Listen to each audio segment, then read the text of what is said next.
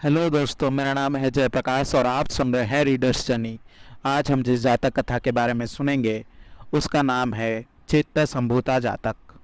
बोधिसत्व एक समय अछूत थे और फिर बाद के जन्मों में एक हिरण, ऑस्प्रे और तपस्वी बन गए। उसका नाम चित्त था और वो अपने चचेरे भाई संभूता के बहुत करीब बड़ा हुआ। एक दिन एक व्यापारी और एक पादरी की बेटी शाही पार्क में आराम करने के लिए जा रही थी। जब उन्होंने दो लोगों को शहर के द्वार पर सड़क पर प्रदर्शन करते देखा, ये मानते हुए कि अछूत को देखना एक बुरा शगुन था, उन्होंने सुगंधित पानी से अपनी आंखें धोई और घर लौट आए। इन महिलाओं के साथ लोगों ने उद्यान में एक दिन मुफ्त भोजन और शराब से वंचित होने पर क्रोधित होकर बोधिसत्व और उसके चचेरे भाई को बेरहमी से पीटा। बहुत दुखी होकर पुरुषों ने फैसला किया कि एक खुशहाल जीवन जीने के लिए उन्हें ये शहर छोड़ देना चाहिए और ऐसी जगह चले जाना चाहिए जहाँ कोई भी उन्हें अछूत ना जाने। उन्होंने तक्षशिला को चुना और एक प्रसिद्ध शिक्षक के साथ धर्म का अध्ययन करने के लिए ब्राह्मणों के आड़ में चले गए। एक सुबह उनके शिक्षक भोजन के प्रसाद ग्रहण करने के लिए एक व्यक्ति के घर पर निमंत्रण स्वीकार करने में असमर्थ थे। उन्होंने अपने सबसे अच्छे छात्रों में से एक बोधिसत्व को दूसरों को वहां ले जाने और उनकी जगह आशीर्वाद लेने के लिए नियुक्त किया। जब भोजन परोसा गया तो मेजबानों ने उन्हें प्रतीक्षा करने और इसे एक पल में ठंडा होने देने के लिए कहा, लेकिन संबुदा ने उनकी चेतावनी को नज़रअंदाज कर दिया और चावल ने उनका मुंह जला दिया। वो चिल्लाया, गर्म है, और बोधिसत्व ने उनसे कहा, इसे थूक दो। उस पल के सदमे में वे दोनों अपनी अछूत बोली में बात करने लगे। वापस अन्य छात्रों ने उनके धोखे के लिए उनकी पिटाई की और इस जोड़े को शहर से निर्वासित कर दिया गया। वे तपस्वी के रूप में रहने के लिए जंगल में चले गए और कुछ समय बाद उनकी मृत्यु हो गई। बाद में बोधिसत्व और उनके चचेरे भाई हिरण के रूप में पैदा हुए और हमेशा साथ रहते थे। जब वे सोते थे तो सिर से सिर और सिंग से सिंग मिलाते थे, जब तक कि एक शिकारी ने उन्हें भाले से मार नहीं दिया। फिर वे ऑस्प्रे के रूप में पैदा हुए, फिर से अविभाज्य हो गए, सिर से सिर और चोंच से चोंच सटाकर एक साथ लेटे रहे, जब तक कि उन्हें भोजन के लिए एक आदमी ने छीन नहीं लिया। अगले जन्म में बोधिसत्व एक पादरी के बेटे के रूप में पैदा हुआ और संभुता एक राजकुमार के रूप में पैदा हुआ और वे अपने पिछले जन्मों को एक साथ याद कर सकते थे।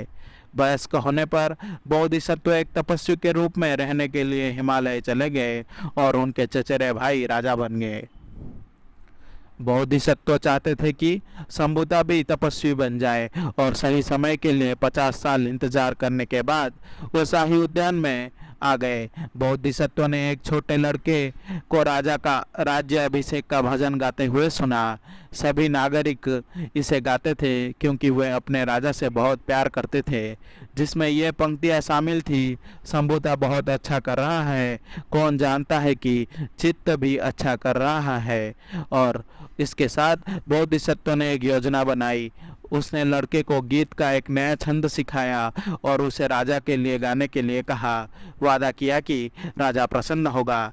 लड़का घर भाग गया और उसकी माँ ने उसे साफ सुथरा पहनाया, फिर उसे महल में ले गई जहाँ राजा उसके नए गीत सुनने के लिए सहमत हो गया। राजा द्वारा मूल गीत गाने के बाद लड़के ने गीत के प्रश्न का उत्तर नए छंद के साथ दिया। देखो मेरे भगवान, चित्त उद्यान के द्वार पर है और तुम्हारी तरह वो भी महान कार्य कर रहा है। राजा ने लड़के से पूछा कि उसे ये छंद कहाँ से मिली और फिर वो शाही रथ में अपने उद्यान की ओर दौड़ पड़ा। राजा ने बोधिसत्व को देखा और अपने प्रिय मित्र के प्रति अपनी खुशी और सम्मान व्यक्त करते हुए उसके पास बैठ गया। उसने उसे एक महल बनाने और अपना आधा राज्य देने की पेशकश की, लेकिन बोधिसत्व ने यह कहते हुए प्रस्ताव को अस्वीकार कर दिया कि धन से वास्तविक खुशी नहीं मिलती और राजा को याद दिलाया कि सभी चीज़ें अस्थायी है। इस सलाह से प्रेरित होकर राजा ने राजा ने अपने सबसे बड़े बेटे को सिंहासन दे दिया और बोधिसत्व के साथ एक तपस्वी के रूप में रहने चले गए। ये कहानी बुद्ध के जीवन काल में। बुद्ध के 2 शिष्य सबसे अच्छे दोस्त थे। वे साथ रहते थे, सब कुछ साझा करते थे और अलग रहना बर्दाश्त नहीं कर सकते थे। जब बुद्ध ने कुछ अन्य शिष्यों को पुरुषों के रिश्ते की प्रशंसा करते हुए सुना तो उन्होंने कहा कि एक जीवन में दोस्ती कोई खास बात नहीं है और उन्हें ये कहानी सुनाई ताकि वे जान सके कि उन्होंने खुद भी एक बार 4 जन्म तक एक अटूट बंधन बनाए रखा था। बोधिसत्व के जीवन भर साथी आनंद थे, जो बुद्ध के शीर्ष शिष्यों में से एक थे। आशा करता हूं कि आपको ये जातक कथा अच्छी लगी होगी। अगर आपको मेरी वीडियो पसंद आई तो इसे लाइक करें और शेयर करें और ऐसे वीडियोस देखने के लिए मेरे चैनल को सब्सक्राइब करें।